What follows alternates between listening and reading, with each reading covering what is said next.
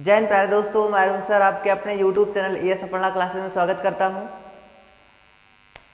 उम्मीद है आप जानदार, शानदार, ज़बरदस्त होंगे और पढ़ते हुए अपने स्क्रीन पर व्यस्त होंगे। देखिए, जैसे कि आप लोगों को पता है कि हम लोग क्लास 10th के फिजिक्स में एक विद्युत का टॉपिक स्टार्ट किए हैं और विद्युत में, इलेक्ट्रिसिटी में वैद्युत आवेश के बारे में, वैद्युत धारा के बारे में, वैद्युत विभव के बारे में, वैद्युत विभवांतर के बारे में, और उसके बाद कुछ जैसे ओम के नियम और प्रतिरोध और उसके कुछ कंडीशंस, अर्थात प्रतिरोध किन किन बातों पर निर्भर करता है, ये सब चीज़ हम लोग पढ़ चुके हैं। और उसके आज आगे का टॉपिक है, नाम है उसका विशिष्ट प्रतिरोध। क्या है? विशिष्ट प्रतिरोध, स्पेसिफिक रेजिस्टेंस। जो स्पेसिफिक रेजिस्टेंस है, विशिष्ट प्रतिरोध है, ये विशिष्ट प्रतिरोध किसी चालक में कैसे उत्पन्न होता है, क्या होता है, कंडीशन क्या होती है, मात्रक क्या होता है, इसके बारे में और आगे हम लोग चर्चा करेंगे। तो अगर हम बात करते हैं भाई, इसके पहले आपको जैसे बता दिए थे कि ओम के नियम बताए थे, और ओम के नियम में भी बताए थे जो प्रतिरोध उत्पन्न होता है या किसी चालक पदार्थ में जब प्रतिरोध उत्पन्न होता है तो प्रतिरोध किन किन बातों पर निर्भर करता है। तो अगर हम प्रतिरोध की निर्भरता की चर्चा करते हैं तो जो प्रतिरोध होता है R, वो लंबाई के अनुक्रमानुपाती होता है। ये कंडीशन कल आपको बताया गया था।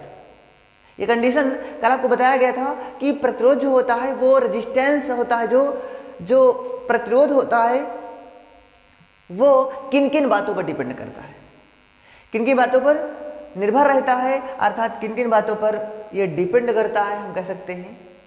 ठीक है ना? तो यहाँ पर सबसे पहली कंडीशन है कि चालक का प्रतिरोध होता है, जो चालक का प्रतिरोध होता है वो लंबाई के अनुक्रमानुपाती होता है, और R प्रोपोर्शनल 1/A और क्षेत्रफल के व्युत्क्रमानुपाती होता है। और एक कंडीशन बताए थे, जो R होता है वो R टेम्परेचर के भी अनुक्रमानुपाती होता है, अर्थात आप किसी चालक तार का प्रतिरोध अगर बढ़ाना चाहते हो तो उस चालक तार का टेम्परेचर बढ़ा दो। अगर चालक तार का ताप बढ़ जाएगा, जैसे ही उस चालक तार का ताप बढ़ा वैसे ही प्रतिरोध का मान अपने आप क्या हो जाएगा? बढ़ जाएगा। तो अगर हम कंडीशन बात करते हैं कि जो भाई जो प्रतिरोध होता है वो प्रतिरोध किन किन बातों पर निर्भर करता है, तो लंबाई के अनुक्रमानुपाती, क्षेत्रफल के व्युत्क्रमानुपाती, ताप के, टेम्परेचर के अनुक्रमानुपाती होता है, प्रोपोर्शनली होता है। अगर किसी चालक तार है उसका एरिया बढ़ा दो, आप एरिया का कर दो, बढ़ा दो, तो अपने आप प्रतिरोध क्या हो जाएगा? कम हो जाएगा। अगर कोई चालक तार है उसका लेंथ, लंबाई बढ़ा दो, अपने आप इसका प्रतिरोध बढ़ जाएगा। यहाँ पर लंबाई का अनुक्रमानुपाती, प्रतिरोध जो है वो क्षेत्रफल के व्युत्क्रमानुपाती और टेम्परेचर T के अनुक्रमानुपाती होता है। इसी के आधार पर एक हेडिंग है, आज हम उस पर चर्चा करेंगे, विशिष्ट प्रतिरोध। स्पेसिफिक रेजिस्टेंस, यह स्पेसिफिक रेजिस्टेंस है क्या? अगर इन बातों पर चर्चा करते हैं, जो विशिष्ट प्रतिरोध होता है वो इन्हीं कुछ बातों पर निर्भर करता है। कैसे निर्भर करता है हम आपको समझाते हैं। तो अगर हम चर्चा करते हैं जो विशिष्ट प्रतिरोध होता है वो किन किन बातों पर निर्भर करता है, कैसे होता है, हम वही जो प्रतिरोध था वो किन किन बातों पर निर्भर करता है, उसी के आधार पर हम विशिष्ट प्रतिरोध को समझेंगे। ठीक है? अगर यहां समझते हैं तो देखिएगा, हमने मान लिया भाई, माना चालक तार की लंबाई, चालक तार की लंबाई क्या है? L, तथा उसके अनुप्रस्थ तथा उसके अनुप्रस्थ काट का क्षेत्रफल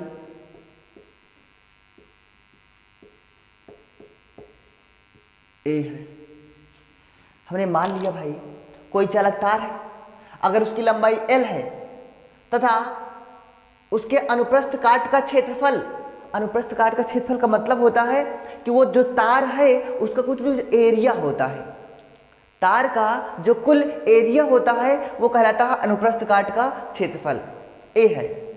तो जो प्रतिरोध है किन बातों पर भाई निर्भर करता है, इतना दिया गया तो R प्रोपोर्शनल L के अनुक्रमानुपाती और A के व्युत्क्रमानुपाती होगा। भाई R proportional L upon A होगा कि नहीं होगा? अभी इसके पिछली कंडीशन में तो यहाँ पर लगा है प्रोपोर्शनल, अगर ये प्रोपोर्शनल हटेगा तो यहाँ आएगा बराबर, और यहाँ एक नियतांक आता है रो, क्या कहते हैं इसको? हम रो कहते हैं। तो यहाँ रो कुछ ऐसे करके बनाइएगा, रो L अपान A। तो यहाँ पर देखिएगा जहाँ रो एक नियतांक है, रो क्या है? नियतांक है, जिसे विशिष्ट प्रतिरोध कहते हैं, जिसे विशिष्ट प्रतिरोध कहते हैं। ये देखिए, जिसे क्या कहते हैं भाई? R को हम विशिष्ट प्रतिरोध कहते हैं। और कंडीशन देखिएगा, जो ये विशिष्ट प्रतिरोध है ना, एक बहुत अच्छे पॉइंट के साथ देखिएगा, ये विशिष्ट जो प्रतिरोध है वो तार की क्वालिटी पर डिपेंड करता है। जो तार है, जो तार होगा, जो चालक तार होगा, उसकी प्रकृति कैसी है, उसकी प्रकृति कैसी है, ये उस पर डिपेंड करेगा क्या? विशिष्ट प्रतिरोध। तो हम लिख सकते हैं क्या भाई? यह का मतलब रो, यह का मतलब रो, यह तार की प्रकृति पर निर्भर करता है, निर्भर करता है। तो ये है। अगर हम भाई चर्चा करते हैं भाई है क्या, हो गया आपका कंप्लीट हो गया क्या? विशिष्ट प्रतिरोध। लेकिन यहाँ पर इसका मात्रक निकलेगा, विमा भी निकाल सकते हैं, कोई दिक्कत नहीं। देखो फार्मूला क्या है भाई? R बराबर रो L अपान A ना। तो यहाँ पर जो रो है ये क्या है? विशिष्ट प्रतिरोध। तो हमको किसके फॉर्म में आंसर चाहिए बताओ? रो के फॉर्म में चाहिए ना। तो अगर यहाँ से हम रो का मान निकालना चाहे तो रो बराबर क्या हो जाएगा? R A, ये इधर मल्टीप्लाई हो जाएगा, ये इंटू में इधर डिवाइड में हो जाएगा, R अपान L। ये देखो रो बराबर RA अपान L, ये हो जाएगा फॉर्मेट का फार्मूला, ठीक है ना, रो के फॉर्म में। तो ये था आंसर। लेकिन अगर रो बराबर क्या कहें तो क्या हो जाएगा? रो बराबर RA अपान L हो जाएगा। अगर इसके विमा की या मात्रक की चर्चा पहले करते हैं तो भाई मात्रक क्या होगा? मात्रक क्या होगा? देखिएगा ध्यान से। अगर इसके मात्रक की चर्चा करते हैं तो देखो R है ना, R से प्रतिरोध होता है, यहाँ पर इसको हम यहाँ पर लिख देते हैं, ठीक है ना। ये देखो, तो अगर इसके मात्रक की चर्चा करते हैं रो की, अगर ये इसके मात्रक की हम लोग चर्चा करते हैं तो आप समझिए R है, R माने प्रतिरोध होता है, R मीन्स क्या होता है? प्रतिरोध होता है। और प्रतिरोध का मात्रक क्या होगा भाई? प्रतिरोध का मात्रक ओम होता है इनटू ए का माने एरिया, क्षेत्रफल, और एरिया का मात्रक क्या होता है? Metre square. क्या होगा? मीटर स्क्वायर अपान, नीचे भी एक लंबाई है और इस लंबाई का मात्रक भी क्या होगा? मीटर स्क्वायर होगा। क्या होगा? मीटर, सॉरी, यहां पर L है, L का मात्रक क्या होगा? मीटर होगा। और 1 मीटर से 1 मीटर क्या हो जाएगा? कट जाएगा। ऊपर कितना मीटर बचेगा? 1 मीटर बचेगा। तो इसका मात्रक हो जाएगा ओम इनटू मीटर। तो यहां पर अब हम लोग एक हेडिंग क्या है, विशिष्ट प्रतिरोध क्या होता है, इस पर चर्चा कर चुके हैं। अब भाई क्या होता है 1 मिनट में रिपीट कर लेते हैं। क्या भाई? अगर कोई चालक तार है, अगर कोई चालक तार है तो समझिएगा यहां पर ओ मीटर है ना, समझिएगा 1 मीटर से मीटर कट गया तो यहां बचा ओ मीटर, बस ओ मीटर है, बस ध्यान दीजिएगा। तो अगर हम विशिष्ट प्रतिरोध की चर्चा करते हैं तो भाई विशिष्ट प्रतिरोध है क्या? अगर कोई चालक तार है, उस चालक तार का प्रतिरोध जिन बातों पर निर्भर करेगा उसी के आधार पर जो बीच में नियतांक आएगा वही नियतांक विशिष्ट प्रतिरोध कहलाता है। जैसे अगर कोई चालक तार है, उसकी लंबाई L है, क्षेत्रफल कैपिटल A है, तो भाई R बराबर क्या होगा, या R प्रोपोर्शनल क्या होगा, R प्रोपोर्शनल होगा L upon A। R proportional L upon A। जब यहाँ पर प्रोपोर्शनल लगा है, प्रोपोर्शनल हटता है तो एक आता है नियतांक, और यही नियतांक होगा विशिष्ट प्रतिरोध, तो हो जाएगा R equal to rho L upon A। और यहाँ रो बराबर फाइंड करते हैं तो रो बराबर R A अपान L हो जाएगा। और यहाँ से इसका मात्रक की वजह से चर्चा कर देते हैं, तो R का मात्रक होता है ओम, A का मात्रक होता है मीटर स्क्वायर, अपान L का मात्रक होता है मीटर। 1 मीटर से 1 मीटर कट गया, यहाँ बचा ओम इंटू मीटर।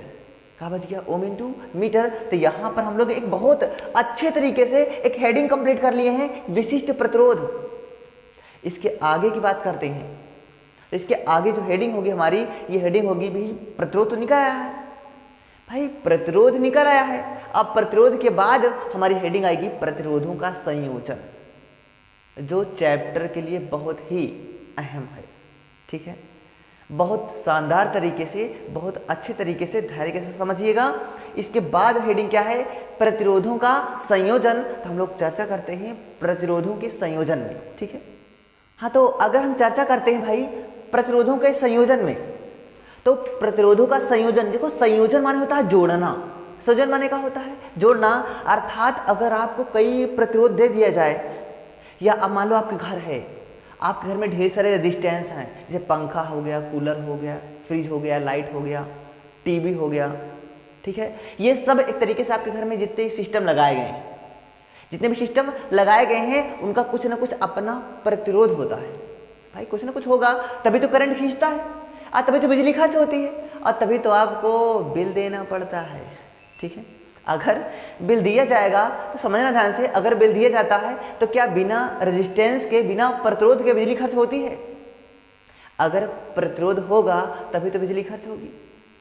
तो जो अलग अलग पदार्थ, अलग अलग आपके घर में सिस्टम लगाए गए हैं, अलग अलग लाइटें लगाई गई हैं, तो उनका जो प्रतिरोध होता है, हम कहते हैं प्रतिरोध को किन क्रम में जोड़ा गया है। तो समझिएगा, अगर हम प्रतिरोधों के संयोजन की चर्चा करते हैं तो प्रतिरोधों को दो प्रकार से संयोजित किया जाता है। प्रतिरोधों को, तो यहाँ पर समझिएगा क्या है भाई, प्रतिरोधों को दो प्रकार से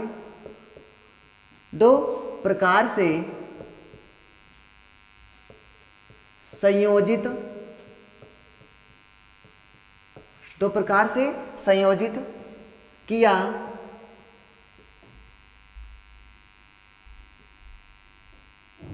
जा सकता है,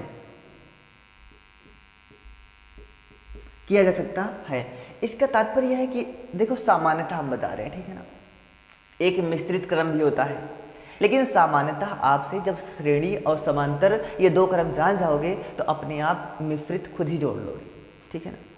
तो अगर हम चर्चा करते हैं प्रतिरोधों को अगर दो प्रकार से संयोजित करोगे तो पहला क्रम क्या है, उसका डेरिवेशन क्या होता है, प्रूफ कैसे होता है, क्या आएगा, ये हम लोग चर्चा करेंगे। तो इसमें पहला होता है भाई, पहला होता है प्रतिरोधों का, पहली हेडिंग क्या आएगी, प्रतिरोधों का श्रेणी क्रम, प्रतिरोधों का श्रेणी क्रम संयोजन। क्या है, प्रतिरोधों का श्रेणी क्रम संयोजन। तो अगर हम प्रतिरोधों को श्रेणी क्रम के संयोजन की चर्चा करते हैं तो भाई ये है क्या, अब समझिएगा, जैसे मान लो आपके पास 3 प्रतिरोध है, कितने प्रतिरोध हैं, 2-3 प्रतिरोध हैं। अगर उनको आप श्रेणी क्रम में जोड़े तो क्या होगा, ठीक है ना। तो यहाँ पर चित्र बनाते हैं, चित्र के हम यहाँ थोड़ी सी थ्योरी लिखेंगे, उसके बाद डेरिवेशन प्रूफ करेंगे। ठीक है, हमने मान लिया, थोड़ा ध्यान से देखिएगा कि समझो ये है प्रतिरोध 1, ये है दूसरा और ये है तीसरा। आपके पास कोई सिस्टम है, कोई तार है, 2 सिरे हैं, 2 सिरों के बीच में 3 रेजिस्टेंस जोड़ा गया है। कितने प्रतिरोध जोड़े गए हैं, 3 प्रतिरोध जोड़े गए हैं, और जिसका इसका मान है R1, इसका का है R2 और ये क्या है R3। जितने भी अलग अलग करके प्रतिरोध हैं उनके बीच में अगर श्रेणी क्रम में जोड़ा गया है तो उसका विभवांतर भी क्या होगा, अलग अलग होगा।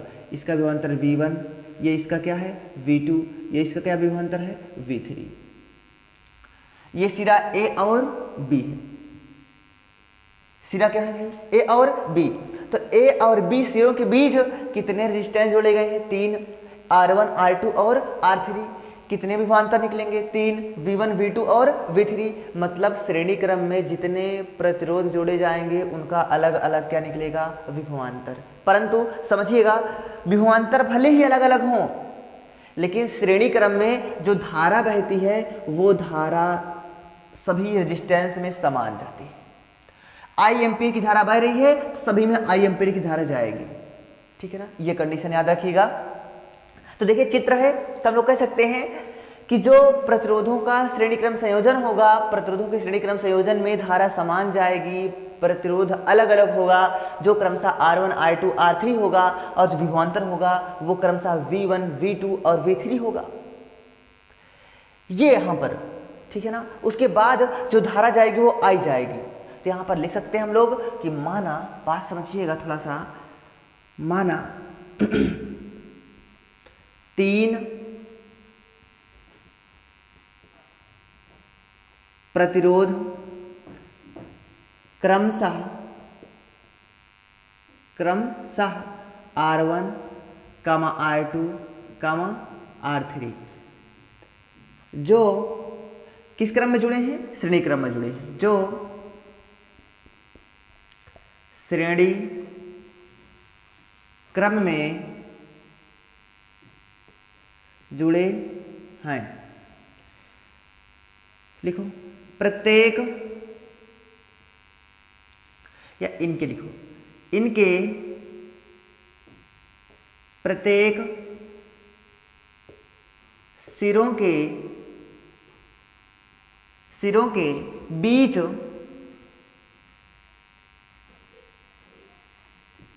विभवांतर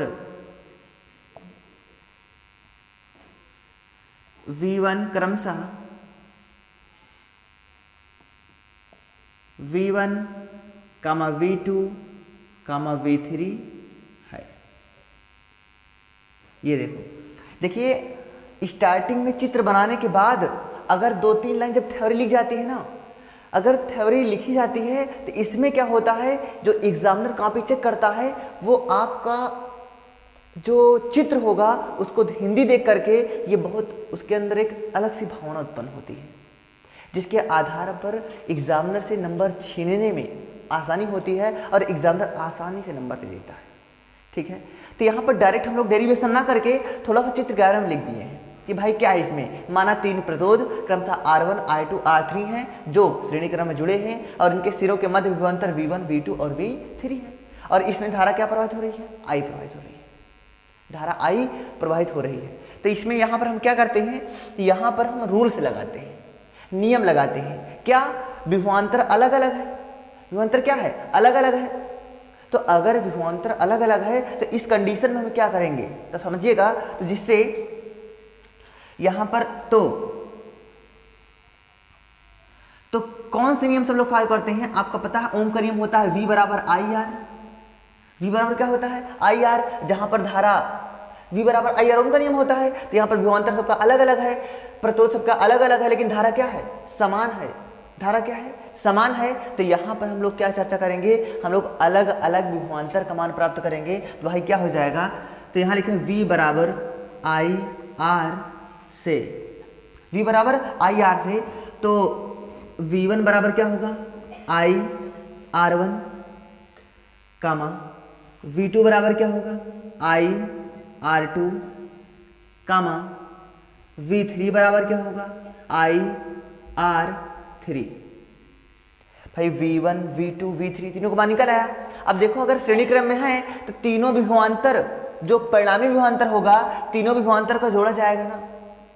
तीनों विभवांतर क्या होगा? जोड़ा जाएगा। तो यहां लिख सकते हैं हम लोग, यहां क्या लिख सकते हैं?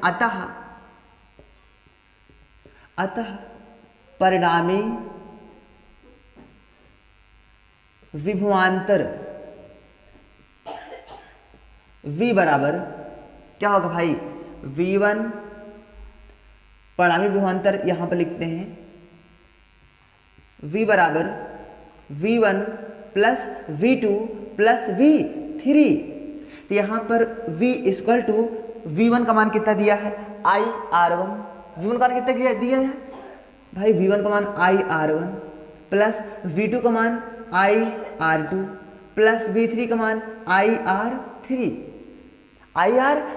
और यहाँ पर देखो I मैच कर रहा है क्या, तो यहाँ पर हम ले सकते हैं I का मान, तो हो जाएगा R1 plus R2 plus R3। और यहाँ पर चूंकि V का मान कितना है, यहाँ देखो V का मान कितना है IR, तो यहाँ पर V के स्थान पर हम लोग लिख दें भाई IR, तो ये I से ही क्या हो जाएगा, कट जाएगा, जो R बराबर बचेगा R1 plus R2 plus R3। ये आपका फार्मूला प्रूफ होता है क्या, जब प्रतिरोध को आप श्रेणी क्रम में जोड़ते हो, क्रमशः R1 R2 R3 करके तीन प्रतिरोध को श्रेणी क्रम में जोड़ते हो, तो उसका जो तुल्य या परिणामी जो प्रतिरोध आता है, जो प्रतिरोध आता है, उसका मान होता है R बराबर R1 plus R2 plus R3, अर्थात जो रेजिस्टेंस आएगा वो R equal to R1 plus R2 और R3 आएगा। ये किसका है, जब प्रतिरोधों को अर्थात रेजिस्टेंस को किस क्रम में जोड़ते हो भाई, श्रेणी क्रम में जोड़ते हो। किस क्रम में जोड़ते हो, श्रेणी क्रम में जोड़ते हो। तब हम लोग लिख सकते हैं, मान सकते हैं कि अगर कोई प्रतिरोध है वो जो क्रमशः श्रेणी क्रम में लगे हुए हैं, क्रमशः R1 R2 R3 हैं, तो उनके मध्य जो विभवांतर होगा वो क्या होगा, V1 V2 और V3 होगा। और इनमें धारा अगर I प्रवाहित हो रही है तो यहाँ पर ओम का नियम लगता है, V बराबर IR, तो यहाँ पर V1 V2 V3 का मान प्राप्त करने के बाद पूरा तुल्य, जिसे हम कहते हैं परिणामी जो परिणामी विभवांतर होगा वो क्या होगा, V बराबर V1 plus V2 plus V3 होगा। और तीनों को जोड़ लेंगे, I कॉमन लिए काट दिए, बताओ भाई R का मान कितना हो गया, R1 plus R2 plus R3। तो अगर हम कहते हैं कि अगर किसी भी परिपथ में या किसी भी पूरे परिपथ में प्रतिरोधों को श्रेणी क्रम में लगाया गया है, तो उसका रेजिस्टेंस क्या होगा, बढ़ता चला जाएगा। अरे भाई R1 R2 R3 सब जुड़ नहीं जाएगा, सब जुड़ जाएगा ना। तो हम लोग कह सकते हैं यहाँ कि अगर कई प्रतिरोधों को श्रेणी क्रम में लगाया जाए तो उसका जो तुल्य प्रतिरोध होगा वो बहुत ज़्यादा बड़ा हो जाएगा, बहुत ज़्यादा बढ़ जाएगा, जिससे करंट ज़्यादा खींचने लगेगा, बिजली कम आएगी, अनेक प्रॉब्लम, बिजली का खर्च ज़्यादा होगा, बिल ज़्यादा आएगी, ढेर सारे प्रॉब्लम उत्पन्न हो सकती हैं। तो यही कारण है कि आपके घर में जो परिपथ सब लगाए जाते हैं वो सब समांतर क्रम में लगाए जाते हैं, श्रेणी क्रम में नहीं लगाए जाते हैं।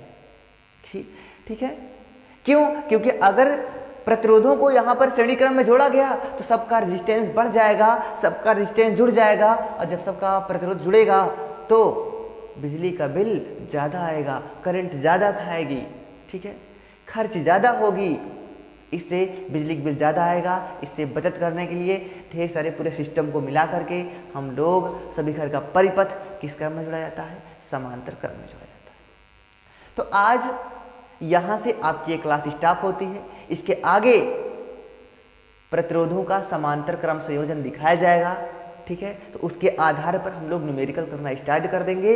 यहाँ का ये वाला डेरिवेशन आपके लिए बहुत ज़्यादा इंपॉर्टेंट है, एग्जाम की दृष्टि से भी बहुत ज़्यादा इंपॉर्टेंट है।